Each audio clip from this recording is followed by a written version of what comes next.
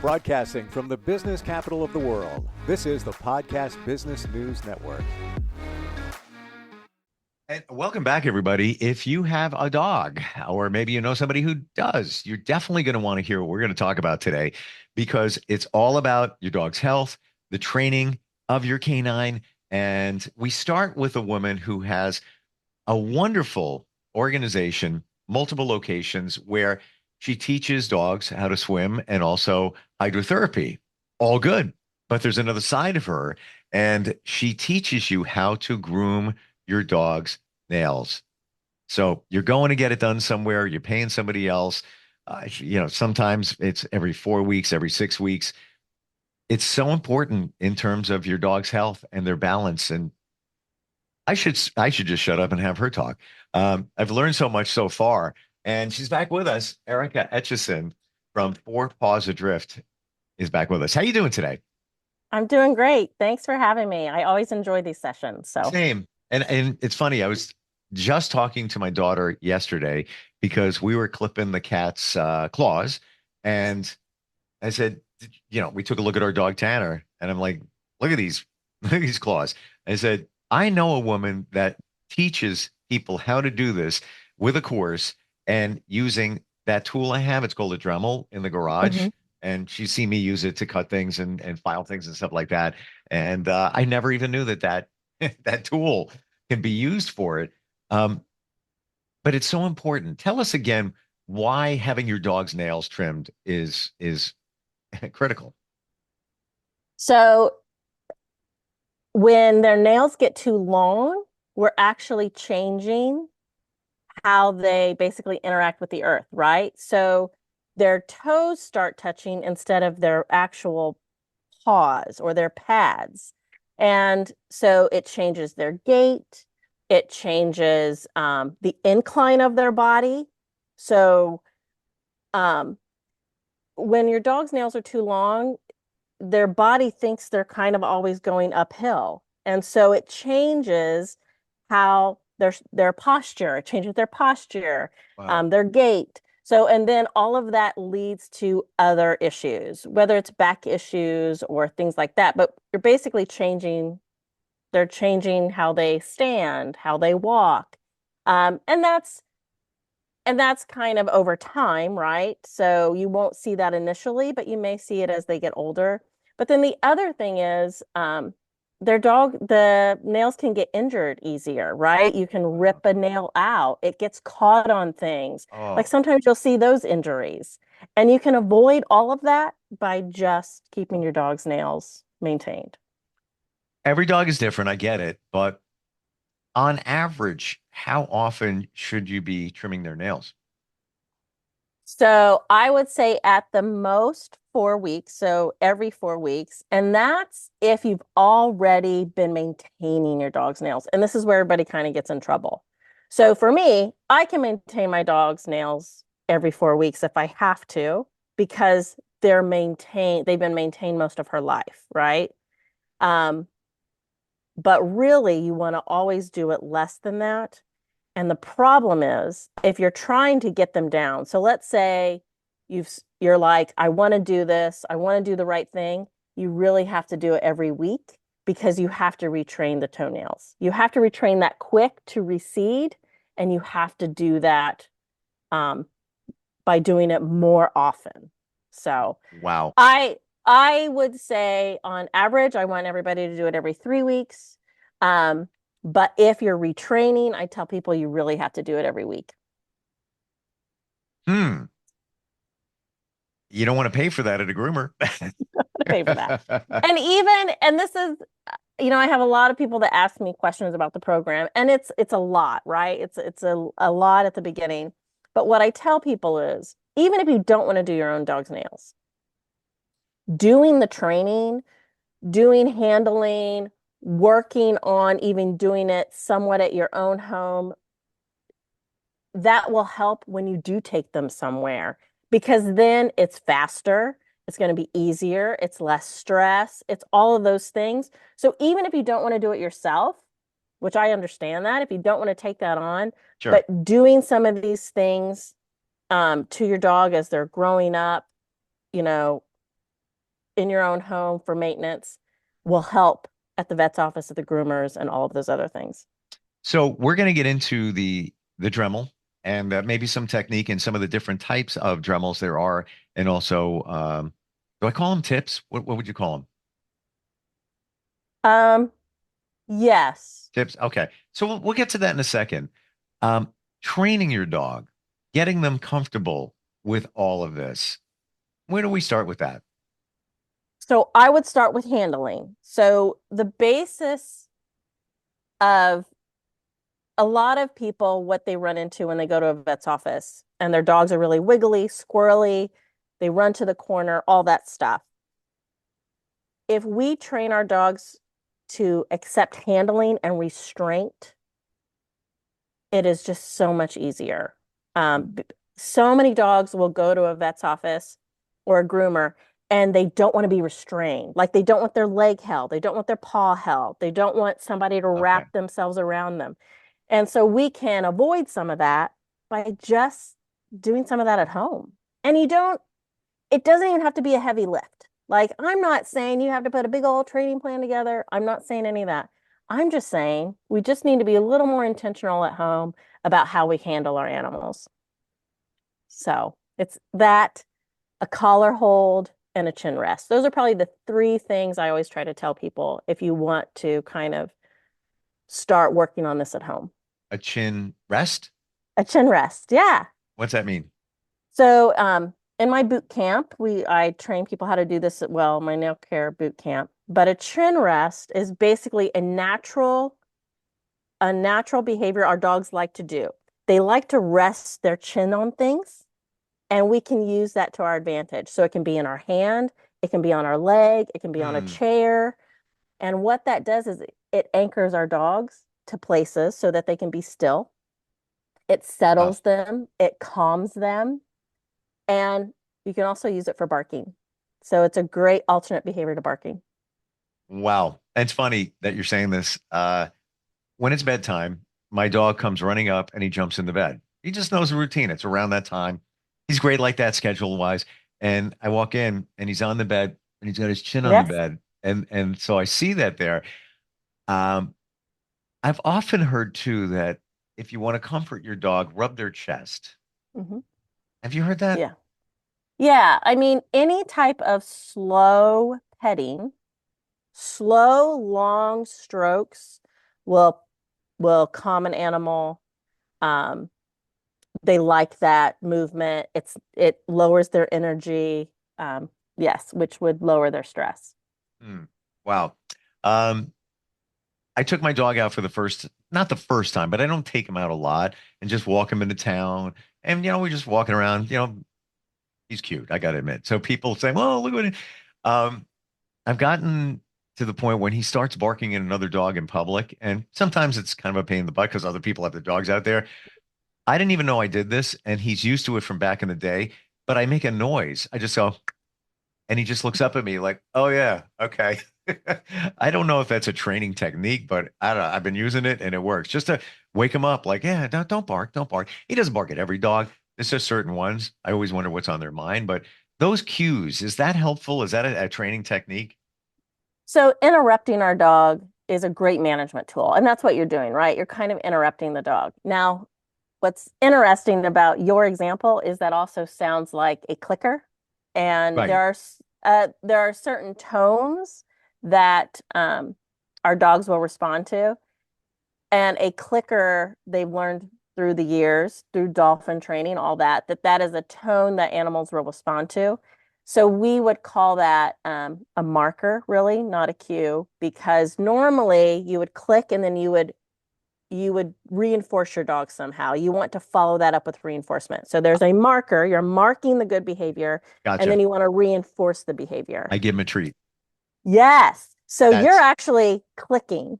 You're using your mouth. We call it a mouth clicker. It's a pretty advanced technique, Steve. I'm actually kind of impressed. I But just made it up. It's just and when he looks up, it's like, oh, wait a minute. Oh, treat coming. I'm like, yeah, okay, here you go, treat. And it just kind of and refocuses him away. yeah, so it's a conditioned reinforcer. You've conditioned that marker to Yeah. mean food is coming. And Yeah. that is the best way to train Steve, you can use that for any behavior. You could do that for anything. So like when he's doing the chin rest on the bed, you could make that mouth click and then feed him. When he's in bed with you and you want to work on handling, you could stroke his leg, click that and feed it. You could squeeze his paw, click and feed that. You could do a body wrap to get him used to a whole body restraint, click and feed that. So yeah. Is it always followed up by a treat in this example?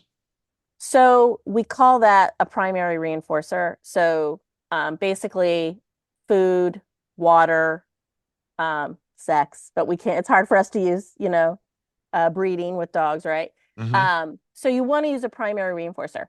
Over time, you can use a toy. You Okay. can do what we would call a secondary reinforcer. So anything that's not primary to the animal's existence. So you could use a toy, you could use praise, you could use touching, petting, if the dog likes that. I always tell people you kind of want to start with your primary, which is usually food, but then you can move to other things for sure.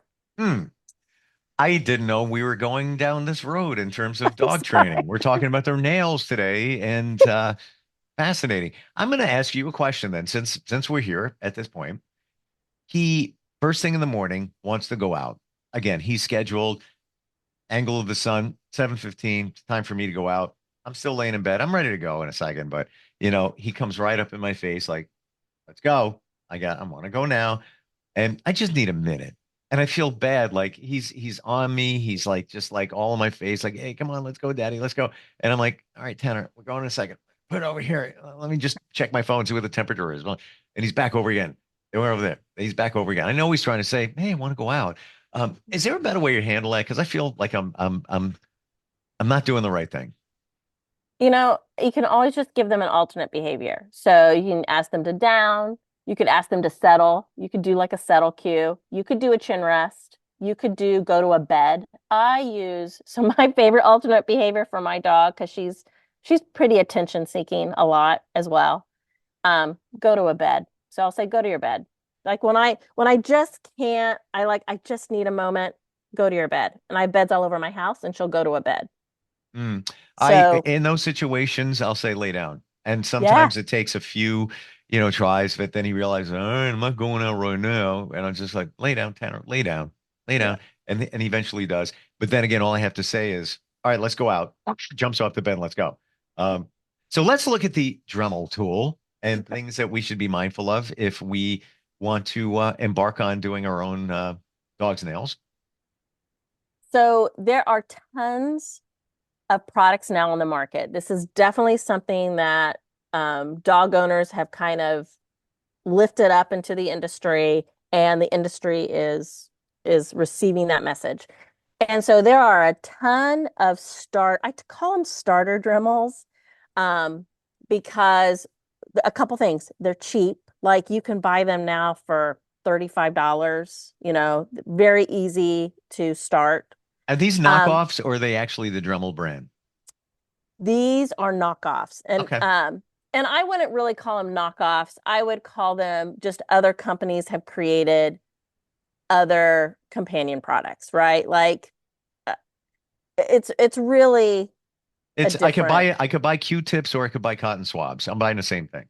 Yeah, yeah. Okay. So this one is a Casafee, but it really doesn't matter. There's Lucky Dog, there's Casafee, there's all kinds.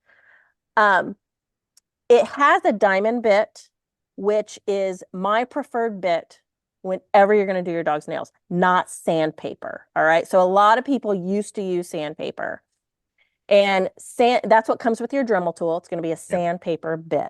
Yep. The problem is that's going to get hot, and a sandpaper bit, mostly it's going to get hot, right? So we want to do a diamond bit so that it doesn't get hot, so we don't burn our dog, okay, our Okay. dog's nails. Anything on a cheap product, this is going to be a low quality bit. It's basically, it's going to get you started, but it's not going to be, it's going to take you a little longer. It's not going to go as fast. It's the whole thing. But these usually can't go too fast. So they're really made for dogs' nails, right? Because You really don't want to just turn a Dremel on and go at any speed, right? There's a certain speed you want to work up to. So these tools control that. They're not going to you're not going to have a speed on this that you're going to hurt your dog. So that's why I call these starter tools. They're budget friendly and can't really hurt your dog. And the Out of the legit box. Dremel tools. Oh my gosh, when you crank those up, Yeah. I mean, I don't know what the RPMs are, but I'm like, all right, Steve, did you make sure you and I'm not talking Yeah. doing dog's nails. I've never done that, but just using the Dremel tool for cutting, shaping, sanding, and all of that. I'm thinking, I hope I put that bit in really tight because if it Yeah. gets at this RPM, it's a projectile. Yeah. So if, people want to get into the details here. So like I would start out training my dog at maybe 7,000 or 10,000 RPM. Okay. But when I'm going to be an expert and I'm using a more powerful tool, then 15,000 is kind of the sweet spot. And if you're really good, you can probably get up to 20,000. You would never want to go above 20,000 RPM. Hmm. And there are some Dremels, like my Dremel goes up to 28,000. I would never use that. So I usually do 15,000 RPM. I'm seeing this in a different light. Granted, if you already own a Dremel, okay, great. But those, call them the starters. Um, it seems like it makes more sense because I got to say, on a standard Dremel, the difference between 7,000 and 28,000, it's this. You could touch that by accident, and there it goes. Yes. So that's what it's nice about these tools that are really more for the pet industry, I would Is say. that okay? Um, We didn't establish that. So what you're holding there is made for this purpose. Interesting. I yes. didn't know that. So when Yes. I said knockoff, I thought it was an alternative brand of Dremel, and essentially it No. is, but this is marketed for this particular use.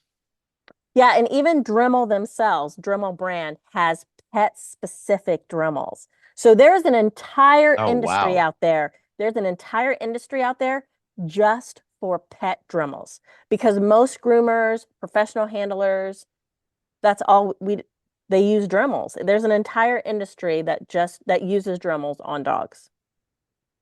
So Wow. and they cater to that. Yep. Hmm. And I see that one's rechargeable.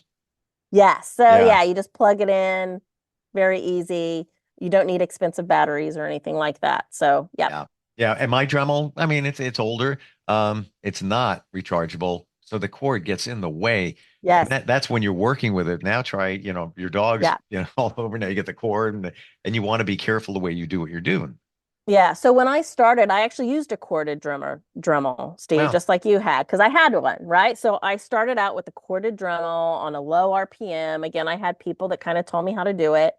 And yeah, to have the cord is such a nightmare. Oh, yeah. So we really want them to be cordless. That's the bet. We want to just take them wherever we want to do it, whether it's on the couch, on the bed, in the kitchen. Like we want to be able to take it wherever we want to do our dog's nails, on vacation, whatever you do. But yeah, so and then what's nice about these, a lot of them have this cap and there's a little hole. So if you're really nervous, you can actually just try to put the nail in this hole and just to do the tip. And that may be a good way for people to start. I train all my people. We like to use the whole head because really, I want you to do the whole nail. I want you to do the top. I want you to do the sides. I want you to do the bottom. But that may be a lot at the beginning. So you can put this little cap on and just start with Hmm. the tip. Hmm. It's almost like a guard. It is. Oh, Yeah. wow. So let's talk about the tips. You've said before we got on here, the price of the um, diamond tip. hmm And So, yeah, go. so for people I've got, people come in my program, we go through it, and then by the end, they're ready. They're ready to do the 15,000 RPM. They want a better tool. They've got big dogs, thick nails, and they want to really go at it. And I say to them, it's kind of they're ready for a more expensive tool. So this is called a diamond bit, and this is a high quality diamond bit, and this is a $150 tip. Now, you will have this tip for your lifetime. You rarely, if you only have one dog at a time, you will never have to replace this tip. I've probably had this tip for, I don't know, almost 10 years probably. Wow. It hair doesn't get, so I have a long hair dog. I have a Newfoundland. She's got beautiful furnishings, gorgeous, right? But her hair will get caught, used to get caught in this. With the diamond bit, it's not going to pull the hair. It stops. So you never are yanking on your dog's hair. It never heats up. And so that's really the big thing, is that this never gets hot on your dog's nail. So you can't really hurt your dog with this. Wow. But it's an investment. And so I don't like to start people out like that, because I'm okay, now you got to go buy a $150 tool, because you don't. You first really need to learn how to use it before you even get to needing this bit. So I got to tell you, when you first said before we got on here that that diamond tip was $150, I was like, whoa. But then I yeah. thought about it. When I take my dog to the groomer and he's like 20 something pounds, like 25, I'm dropping $80 easy. And now, Oh yeah. granted, they're grooming him, yes, but they're also doing his nails. And that's in 2 months, I've already paid for that tip. And not that I'm going to groom my dog, but even just to have the peace of mind that the nails are done and done right. Let's some groomers, they just get them in, get them out. It's worth it. It's worth the investment. Yeah. I really think. And this is, so the feedback I'll get from people a lot of times is they just took their dog to the vet or the groomer. Because I'll have to say to some of my clients I swim, I'm like, really, the dogs need to get their nails done, because I have filters, I have things on the floor, and their nails will get caught. So I'm like, I really need you to go get your dog's nails done. And they'll come back and they're like, well, Erica, they barely did anything. Like there's no change. Hmm. And the reason there's no change is because the quick is so long, you can't really do much. If you're clipping, there's not much you can do. If you're dremeling, you can take more off safely. So that's the advantage. So if you have somebody that's only clipping your dog's nails, there's less they can do, because it's more dangerous. You can make them bleed easier. With the Dremel, you can actually start taking layers of the nail off to kind of fast track getting that blood supply back, getting that quick to be shorter. Love it. Love it. And, many dogs' nails are dark. My cats, they're clear, so you can Yeah. see. See, Yeah. Love your tips. We're out of time. I just keep going. I wish I brought my Dremel. Super cool. And best of all, you have an online course essentially for this, right? yeah, so I have a really economical boot camp that anybody can join anytime. It's 5 emails. It's just a week's worth of information, so it doesn't overwhelm you. And I do all the foundations. I get you started on your own. And one of the things I talk about is chin rest. So I talk about Hmm. chin rest. I talk about setting up a special place so that your dog runs into that place instead of is scared for you to handle them. I talk about Zen Bowl, which is basically a food reinforcement strategy so that your dogs know reinforcement's coming, so that they're more apt to have you do hard things. So I talk about all those things to get everybody started Hmm. on their journey. I see this in a whole different light. Your course, all great. You learn a lot, but you also learn dog training tips at the same time. Mhm. So fantastic. How do we find it? Fourpawsdrift.com.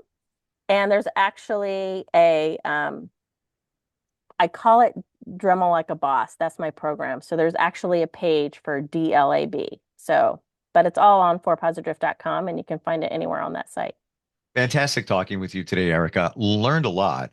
Final word here. Wait, what? I,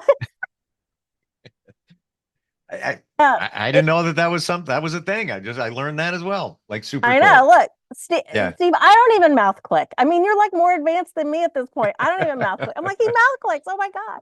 Truth be told, I think I used to do that to my kids when they were little too. But anyway, wonderful having you here and learned so much. fourpawsadrift.com is the website. And somewhere we'll connect again. I love it. Love talking Well, with thank you. you so much. It was great. It was really great talking to you. Same here. We'll be right back.